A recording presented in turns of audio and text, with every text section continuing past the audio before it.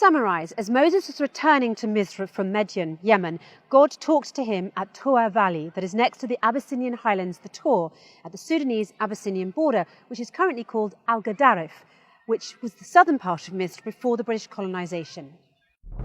Sanin and Sina, according to tafsir books and authentic Arabic dictionaries, are popular nouns with Abyssinian origin.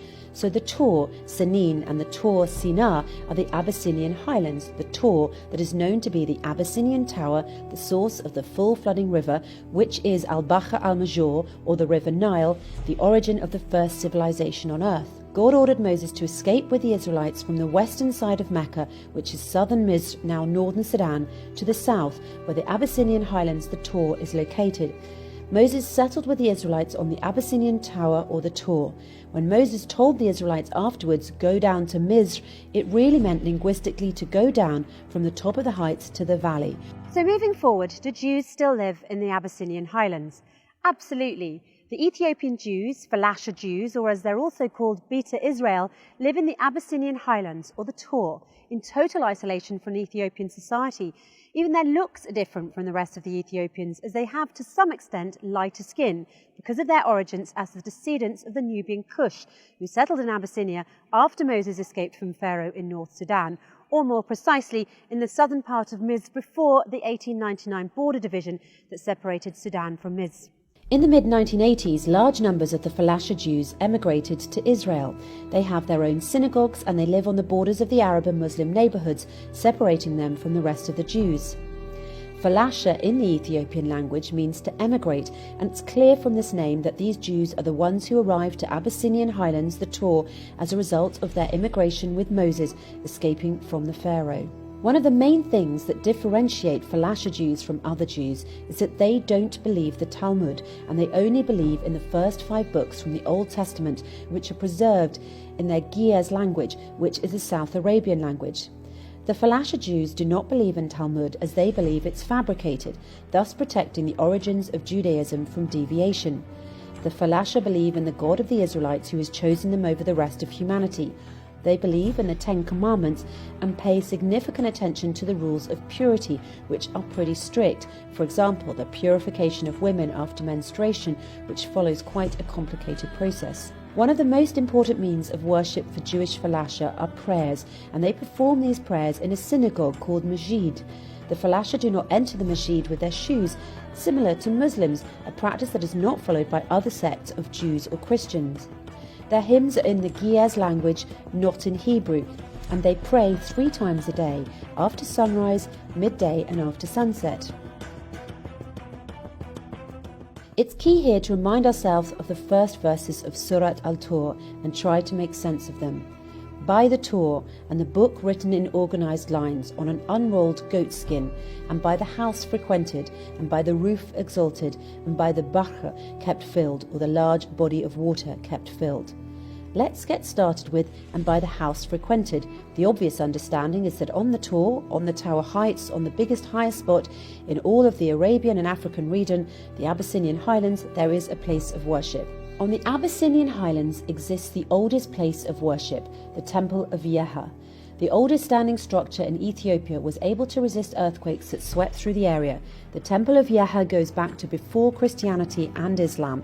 It was built in the days of the Prophet Solomon and is now considered to be a UNESCO World Heritage Site. The Yeha temple was built as a cube, exactly the same as the Kaaba, which is not considered a typical Abyssinian building style at that time.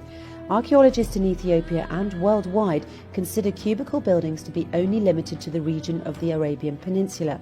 It is thus clear that whoever built the Yeha temple was inspired by a similar structure in the Arabian Peninsula. The interior of the Yeha temple is similar to any Abyssinian church or temple.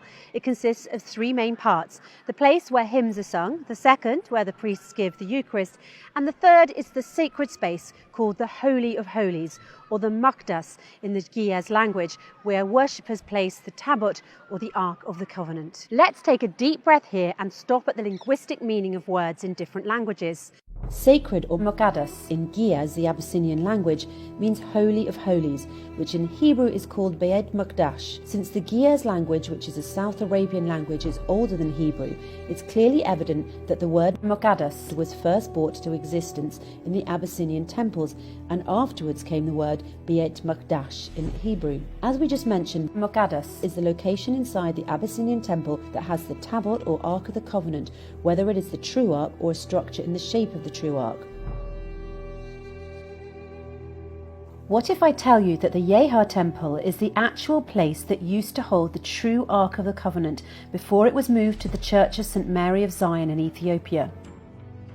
This church is surrounded by tight security and no one is allowed to approach it except for one priest who spends his life inside and has to be a descendant of Prophet Solomon. The Yeha temple is the sacred house, Bayt al-Muqaddas, that people raised on the Tur, the Abyssinian highlands, referring to the house frequented, or al-Bayt al-Mamur, before the rise of Islam and Christianity. So what is this Tabut, or Ark of the Covenant? The Ark of the Covenant is the most important religious artifact for the three monotheistic religions, Judaism, Christianity and Islam. For Muslims it is called Tabut al-Sakina, or Ark of Tranquility. It was mentioned in the Quran in verse 248 al-Surat al-Baqarah. And further their prophet said to them, a sign of his authority is that there shall come to you the Ark of the Covenant, the Tabut, with an assurance therein of security from your Lord, and the relics left by the family of Moses and the family of Aaron, carried by angels. In this is a symbol for you, if ye indeed have faith. The Ark of the Covenant is a symbol of the covenant between God and humans. It holds the 10 commandments given to Moses, in which God ordered humans to follow and preserve, whether you were Muslim, Christian or Jewish. According to the verse in the Quran, God sent the Ark of the Covenant to the Israelites, carried by the angels between earth and heaven, until it was laid down on earth. The 10 Commandments were inscribed on stone tablets, which included a few things that were specific to Moses, such as the staff of Moses, or his walking stick, that was transformed into a snake in front of Pharaoh's magicians. The key question here is, where is the Ark of the Covenant? Where is the chest that contained the stone tablets of the 10 Commandments? Its current location is the Church of St. Mary of Zion in Abyssinia, and as we mentioned before, it was previously held in the Yeha temple, which is also referred to as Bayt al-Muqaddas. It's pertinent here to further examine the reasons we believe that the Yeha temple, or Bayt al-Muqaddas, is the sacred place that preserved the Ark of the Covenant. First, Bayt al-Muqaddas is an Abyssinian Giaz word, meaning the place of worship where you put the Ark of the Covenant, the Tabut.